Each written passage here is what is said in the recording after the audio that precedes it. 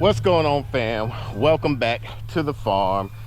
Here we have a very interesting video where we're going to be talking about our first year raising sheep. We've coming up on our year that we've had these guys, and we're going to talk on this video of things that we've learned and things that we wish we would have possibly did better. Are you finally kind of warming up to me?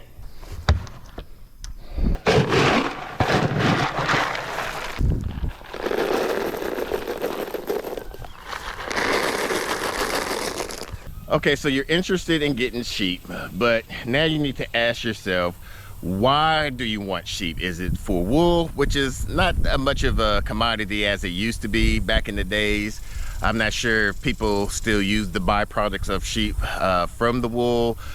Is it for meat? One of the main reasons why that we decided to go with sheep, especially it's a smaller version of a livestock that where we can basically take one of these sheep, send it off to the processor. We haven't learned how to process it ourselves just yet, but that will be in the upcoming future. What you can also use this sheep for is also milk, if that's something that you're into. These sheep over here, these are French sheep. There are Shetland sheep, which is great for milk sheep. The only thing I don't like about Shetland sheep is they're very skittish. So that's another characteristic of a sheep that you have to be mindful of. A lot of people know that sheep are very skittish compared to goats. It takes them a while to get used to, for them to get comfortable, to get near you. So you got to be mindful of that. You have to decide what is your main purpose of getting sheep. Now, when you're getting sheep, I will recommend at least getting 2 sheep. They're very communal sheep. They like to be around other like animals, from what we've learned and heard about. So we originated with Sugar right here and her daughter Faith. We had another one, but it eventually passed. Now, one thing I wish we kind of would have done was started off with some rams.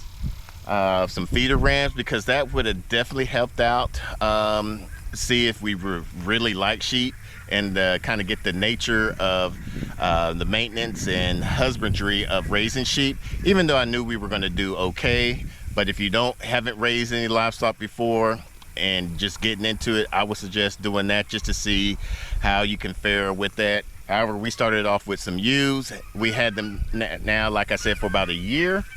And we just got some babies from Faith. Was preggo, but she had a miscarriage or something. We're going to try to rebreed a lot of these sheep again in the next 8 to 12 weeks. We'll see how that goes. With sheep, they basically are great grazers, especially if you mix them with a cow. They will definitely turn your pasture lush and lavish. After about 2 years or so. Look at him trying to mount his sister, or cousin, I guess you could say. Now, we primarily pasture raise all of our animals, let them get on the grass, eat the bugs, grass, and help with the soil, get with all the diversity and whatnot. Now, we do a lot of bucket training with all of our animals, but it's very minimum. For the females, we do a alfalfa rolled oats mix. So I do about 2 buckets of alfalfa pellets with 1 bucket of a rolled oats, or basically a 2-1 ratio of those feed.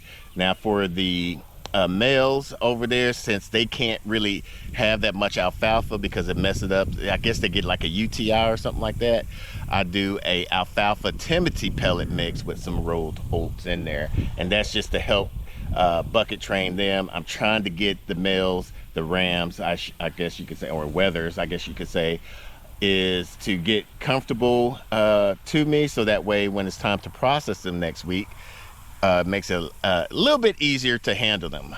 Now, for those that are new to the channel, let me introduce myself. My name is Sidney, my wife is Tori, and we started off as foodies out in the Dallas area.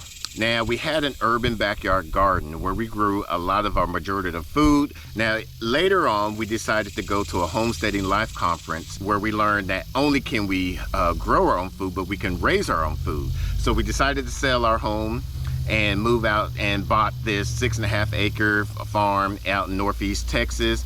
We have egg layers, we have meat birds, we have ducks and geese. We have these sheeps, adorable sheeps, rabbits, and now pigs. We have no experience. We didn't grow up being farmers or homesteaders, ranch hands, or anything of that nature. We're just basically learning as we are going. We have some great mentors and just basically learning everything through experience. So if this is something that you're interested in learning about, or just want to watch our journey, make sure you hit that subscribe button. And if you like this video so far, make sure you give us a thumbs up. It really helps our channel out. Now let's go back to feed. As you can see, these animals are grass fed. Well, we said we do some supplemental feed just to get them bucket trained if they happen to get outside of this fence, which we'll talk a little bit later on.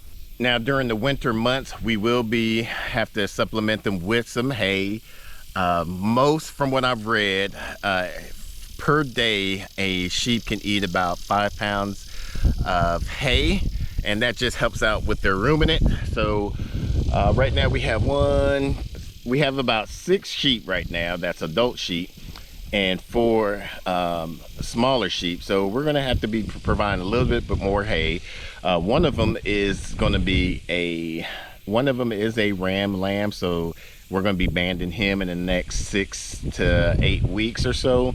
Now for shelter with these sheep, at first we did have a Johnson Scovich tractor for them to go into, but that got kind of, with our pasture is very hilly, bumpy, and uneven, so that got kind of troublesome moving around every week because we rotate these animals once a week. So we eventually went with this sheep shawl that I got from Justin Rhodes. He didn't really have any plans of last year with I believe his channel or something, but I didn't have time to be building that. This is a lot easier to move. Every time we move it throughout the pasture, when they change out their paddock, we don't have any trouble moving this around. Most of the time they'll want to get out of the extreme heat of this Texas heat that we've been having. But other than that, they're fine. If we get some heavy rain and wind, they will look for some shelter that way. That's when the Johnson Scovich tractor came into play. But now that we're out in the summer months, spring and summer months, and maybe into the fall, we won't have to worry about that much shelter of only just using the sheep shawl. Now they say that sheep don't require a lot of water to drink, and well, maybe because it's been in the summer month, but during the winter months they didn't really drink that much. But we got Gordon Ramsay showing us that they do drink water. We use this, I believe it's a 50-gallon Rubbermaid tote that we got from the big box store. With this, we have this like little hay burlap to kind of keep the algae out of that, and then also I'll add some apple cider vinegar, about half a cup per 5 gallons. Now for fencing, we don't have a great perimeter fencing on this homestead. We have a 5-line barbed wire fence here, sheep and goat netting back there, and over in this area we had some 5-line barbed wire, I guess it's called, but it's very mangled and just needs to be corrected, and we don't have any fencing throughout our front pasture. So this is one of the main reasons why we keep a lot of our animals into a Gallagher electric fencing.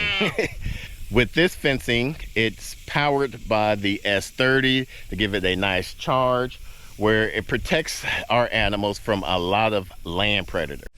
Now our sheep are very respectful of this electric netting. They won't get as close. That's probably as close as they will get to it. This is by Gallagher. We have 2 of these. These are the turbo sheep netting from Gallagher, and like I said, it's powered by the S30 solarizer that has a battery connected to it, and this has been a lifesaver, game changer if you're interested in getting sheep. I'm not sure how well it does for goats, but I know for at least sheep, they respect it to the fullest. Now we even have poultry netting for our chickens to protect them from any type of land predator. Depending on what type of predators that you have into your area, you want to be mindful of that. Now in our area, we're surrounded by a road, so we don't have to worry about that many predators around. However, we do in this area, we do have some coyotes, and in the distance at night, you can also hear them communicating with each other. We also have hogs. We have neighboring dogs that allow their dogs to run loose sometimes. But along with other land predators, I think we also have bobcats, and turkeys aren't really a predator, but they will come onto the property. So we normally just worry about the domestic dogs that come onto our property, since neighbors around this area sometimes don't have the respect of other people's property. We wanted to protect our animal as best as possible, and that's why we do it with the Gallagher fencing. If you want some more information about Gallagher, we'll put that in the pinned comments down below. Now with the sheep, they do require some minerals, because not all pasture is good pasture, and not all pastures are equal. We have some minerals here that a lot of the sheep will snack on. It's free choice. We have, most of these are by Redmond, a company that we'll deal with, but we have some Redmond conditioner, some baking soda to help with some bloat. The conditioner helps with some stress, especially around this time of the year with it being so hot. We have some kelp. We had some, I forgot what we had in there, garlic, but they were rubbing against it and knocked it off. And then we have some Redmond Selenium 90. Now, those are just some of the minerals that we're providing. I'm eventually going to get some more, but I'm interested in learning about what type of other free choice minerals that you provide for your sheep. Comment down below and let us know. Now, the sheep that we have, like for instance, Sugar, she's a hair sheep that sheds her hair twice a year. Sometimes we will have to help her out with some shearing. Faith, it took us some time to get with her because she's also a hair sheep. She's a Dorper Katahdin mix, more of the Dorper side. Our neighbor, he has these two Shetlands. They're wool sheep, and they are a pain to get a hold of. Like I said, they're skittish. If you want to do hair sheep, where you only don't want to have to shear minimum as possible, or wool sheep where you're going to have to constantly be shearing. Look how big this girl is. We don't even know how much of that is her or her wool, because she's so skittish. Now, if you have hair or wool sheep, I'm interested in learning what type of sheep that you have and the area that you have raising your sheep in. If you're raising them in the South, Texas, Mississippi, Midwest, Kansas, Oklahoma, even though some people call Oklahoma South, but that's neither here nor there. Comment down below, let us know. I want to learn more about different breeds of sheep. So this is the next paddock that they're going to be moving on to this Friday, so I'm going to get that all prepared. If you have any other questions for me, please comment down below. Until the next video, let's grow together.